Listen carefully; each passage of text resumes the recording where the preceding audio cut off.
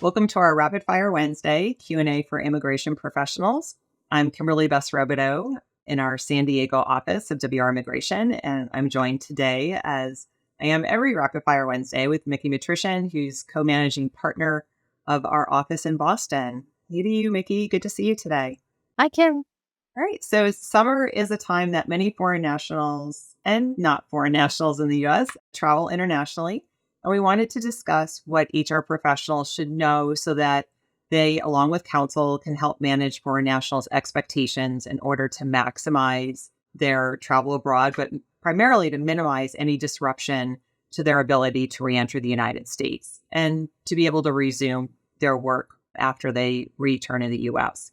So as we mostly know, it's really easy to leave the United States, right? You just depart, goodbye. But it's coming back in that throws some curveballs sometimes. And it takes a little bit of planning and preparation. So what do you think about that, Miki? Yeah, I agree. We get lots of emails about foreign nationals with travel plans after they're notified of family members' weddings or they're going on family vacations, especially for those people in F1 status who recently graduated and they want to go back home and be with their family for a little bit after graduation. So I thought maybe we can start with discussion about more straightforward F1 scenarios, and then Kimberly, you can perhaps cover travel issues for people who have a little bit more complex situation because they were selected in the H-1B lottery and had a petition filed by a sponsoring employer. So I'll start with the more straightforward F1 situations for people who were not selected in the lottery. For F1 CPT holders, so that's curricular practical training, obviously they'd have to have a valid F1 visa stamp and a valid passport to come back. But in addition to that, those people would need a Form I-20 that was endorsed for travel by their university's designated school official, or DSO, within the last 6 months. And then we can talk about F1 optional practical training holders. In addition to the valid F1 visa and passport, people in OPT would need to have the actual EAD card that's valid, plus a Form I-20 endorsed for travel within the last 6 months, and an employment verification letter from their employer. And then if we have people in F1 STEM OPT within the extension period, in addition to the valid visa stamp and passport, people in STEM OPT would need to have the actual EAD that's valid, plus the Form I-20 endorsed for travel within the last 6 months, and the STEM EAD card. And if that new STEM EAD card hasn't been issued yet, they can travel with the old expired card, plus a USCIS receipt notice for the renewal application. It's the Form I-797C. That's the receipt notice. And it has to show that the STEM extension was filed before the EAD expiration. And then they also need an employment verification letter from their employer as well. So I would say, though, even though I just went through some common scenarios, foreign nationals should still check with HR and the Immigration Council before they finalize travel plans, because often there are wrinkles and nuances that require further analysis and guidance. So just to also put a caveat here that we're not giving legal advice, we're just discussing common scenarios and what to consider. So, Kimberly, can you address the scenarios for travel consideration if somebody is in F1 status and they have an H-1B lottery selection in the filing? Yeah, absolutely. So it definitely gets complicated for international travel between now and October 1st for our H-1B cap people. So in general, the best thing that they can do, especially if the H-1B petition was filed as a change of status as compared to consular notification, is to refrain from international travel during their cap gap period. So also, in general, any international travel carries risks, right? Especially when people have to apply for a new visa stamp in their passport. So any visa stamp application is associated with the risk of a 221G administrative processing situation, which can happen even if people do not have what we consider those complicating factors or are not, from certain countries that almost always are essentially stuck in administrative processing. So we want to, make sure that everybody's aware of that, right? There could be those complications. And then for those people whose H-1B petition has been filed with USCIS, but hasn't yet been approved, HR should check with counsel to confirm whether the petition was filed as a change of status or consular notification. And we don't expect everyone to know off the top of their head if something was filed as change of status or consular. There have been many instances that we've seen, as I know you have as well, Miki, where a case might be started as consular notification, but then because travel situations arose in advance, was switched to consular, or just for various reasons. So it might seem, well, shouldn't you know? But HR shouldn't necessarily know because there's so many things that are on their plate that it's always best to just confirm before making any decisions of travel, specifically whether it's filed consular or change of status. So if the H-1B petition for CAP was filed as a change of status and the international travel before the H-1B status has become effective and approved and effective as early as October 1st, that would mean that the change of status portion of the petition will have been abandoned by that individual who, in this scenario, is in CAP gap, right? So if an individual travels while they're in CAP gap and before the H-1B petition has been approved, they're going to lose that CAP gap protection. It doesn't mean that the Immigration Service is not going to process the petition, but they'll process it for consular notification as opposed for change of status. We also have a situation where if the H-1B petition has been approved and an individual is in CAP gap status, we also don't want them traveling necessarily in that particular situation because, again, they're in CAP gap and they wouldn't have anything to return to. So they would need to stay abroad, apply and receive the H-1B visa stamp, and then enter the United States. While they can enter the United States as early as September 21st, they would not be able to start working again until October 1st. So for CAP gap individuals in particular, we can't emphasize enough that it's really, really important for HR professionals to be in communication with those individuals and reach out to counsel if there is any discussion about international travel, just to make sure that everyone understands what the risks are and when the individual may be able to get back into the United States.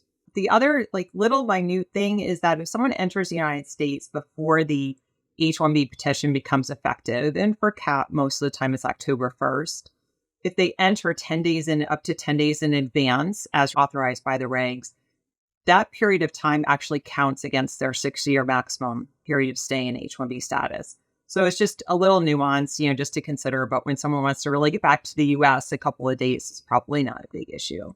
So we're going to talk about the next scenario, which is for people whose EAD card has not expired and will not expire before October 1st. And the H-1B petition has been approved as a change of status.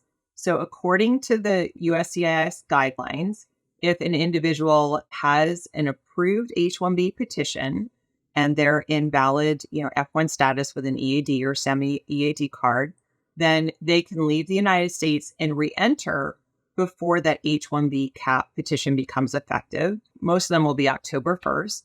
But in order to do so, the individual needs to have a valid passport, a valid F1 visa stamp in their passport, the approval notice for the H-1B petition, and then the endorsed Form I-20 to show that they have been approved by their DSO for international travel. And then we also recommend an employment letter just to confirm that they're coming back to the U.S. to work. So, really all the ducks have to be in alignment for this, to work specifically. There are a lot of risks. So it is not the best practice to travel internationally, but in some scenarios, it may in fact be okay to travel, and just to make sure that everybody, including, HR and the foreign national, are on the same page, so to speak, with what the risks are and what documents are needed to come back to the U.S.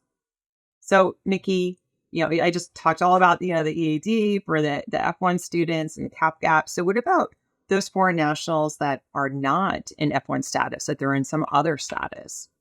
Yeah, so for people who are not in F1 status, what Kimberley just discussed, really, it doesn't apply, right? So we have to treat these other statuses differently. So for example, if you have a foreign national in L1B status who got an H1B selection and the H1 is pending, or even if it's approved, first off, if it was filed as a change of status, like Kimberley mentioned in the other scenario, and the individual steps outside of the United States, there has to be a valid visa stamp and a valid passport to come back into the US. And so, which visa stamp would they use? Would they use the L1B visa stamp, or would they have to get an H1B visa stamp before they come back to the US? Kind of depends on when they're returning to the US.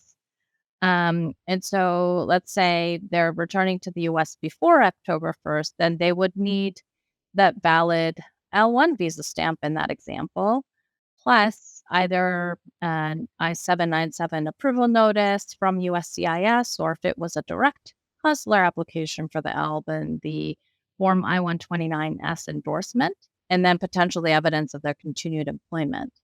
If they're traveling to the US after October 1st, then they would most certainly need a valid H-1B visa stamp prior to coming back into the United States. And if they got an H-1B visa stamp, then as Kim mentioned, they can come back to the US as early as September 21st, but they can't work until October 1st pursuant to that H-1B. So travel issues are always very complicated. And even though we are talking about this today, we are talking about it so that HR professionals, have some scenarios about what would be required when foreign nationals travel, especially around, H-1B cap time, which, is in the summertime. But also, we do recommend to seek specific advice from counsel because these travel situations are definitely a case-by-case scenario, and they really do need to be vetted because we don't want anybody stuck outside the United States because of poor planning, right? Let's blame it on the government and not because of poor planning. So that's one of the things that we just want to let everybody keep in mind. So with that, let's discuss the visa application process in general for anyone who is applying for a visa stamp. So potentially anyone who's out there this summer, is coming back to the U.S. following, a vacation or a wedding or a family reunion. Miki, can you discuss what HR professionals need to consider when their foreign national employees are undergoing the visa application process abroad? Yeah, absolutely. So HR should ensure that the foreign national has a copy of the petition filed on their behalf. And, foreign nationals should definitely speak up to HR and Immigration Counsel if there's any discrepancy, including, and I guess I would even say, especially on things like the job title, job duties, work location, and, something like a change from full-time to part-time or vice versa. If there's a discrepancy that's material to the case, the company might need to file an amended petition with the USCIS. That, again, is a very fact-specific and case-by-case analysis, so needs to be vetted by Immigration Counsel. Right. And Miki, what if there are no material changes? What should HR need to consider in those circumstances? Yeah, so HR should also be informed when the foreign national is preparing to leave and then submitting the online DS 160, which is the online non-immigrant visa application. And it's really important that the foreign national knows that when they complete the application, the responses really must be truthful and accurate to the best of their knowledge. Inaccurate or untruthful answers could really get people in trouble. It would be very problematic down the line. And so the other thing is that the information that's provided should also align with what previously has been provided in the DS 160 application or filing with USCIS or with the Department of Labor. And then the other thing I would say is that if any of the security and screening questions are a yes, then the foreign national really should escalate to Immigration Counsel and HR right away, as it could have a significant impact on being permitted to receive a visa and returning to the US. And then additionally, I would say HR should also be apprised of when the individual's visa appointment has been scheduled and where. This isn't because HR is being, nosy, but because from a business operations perspective, they do need to know that the individual is applying for a visa stamp and that if there are any issues that come up, how long could the individual be stuck abroad? Are they in their home country? Or if it's a different country, then it brings additional considerations like how long are they permitted to stay in that country and are they allowed to work remotely from there? So I guess, listening to what you're saying, one of the things that came to my mind is something else to consider is whether or not the individual is going to be required to attend a visa appointment interview at a U.S. consular post abroad. So we're seeing more and more of those interviews actually waived under the current policy of the State Department, which has been really nice. But that doesn't apply to everyone. And it is completely, as the Department of State likes to remind us, in the State Department's discretion of whether or not to actually waive the visa interview requirement. Typically, in order for that interview to be waived, the individual has to have already obtained a visa stamp in their passport. So if it's a first-time visa, it's probably not going to be waived. And they also have to have been applying for the new visa stamp within 48 months of when their prior visa stamp expired.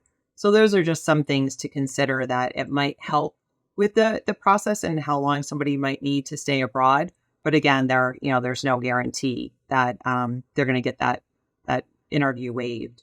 So in addition to the interview appointments, Miki, what happens if, a case is selected for, what we refer to as administrative processing?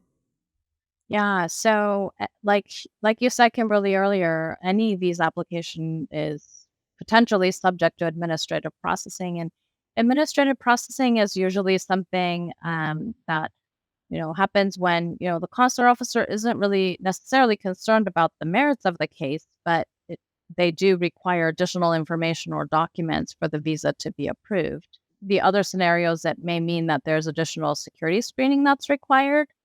The issue is that administrative processing can take weeks to months, and it could extend to many months. And it can be really difficult because not only is there no expedite option available for administrative processing, so there's no really any mechanism to kind of nudge the State Department along. It kind of feels like a black hole of sorts, because the processing happens behind, a curtain of national security. And, consulates do not share information about, why additional info is being requested, or what kind of additional processing is necessary, what's the basis, and how long might it take. They really don't share any of that information. So it can be quite difficult when people are put into administrative processing. So I guess, the takeaway here is that we recommend HR professionals work with immigration counsel to educate stakeholders and establish communication channels for foreign nationals to then apprise HR and their managers about international travel plans, so that, like Kimberly mentioned, contingency plans can be contemplated in advance and not too late when people are already outside and stuck. So I think that's a wrap for today's topic. Yeah, thanks, Miki. That was really, interesting about administrative processing. I know a lot of people don't really think about that when they're traveling abroad. But as you said, that's a wrap for, the travel section. And next week, we're going to be rounding out our series on avoiding perm.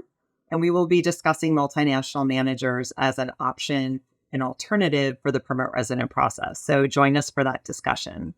So if you don't already, please follow us on LinkedIn. We have a page for WR Immigration, as well as each of our individual profiles. And we also transcribe our Rapid Fire Wednesdays into a newsletter that you can subscribe to, and information to subscribe will be included in the comments. So until next week, have a good one. Thanks, Kim.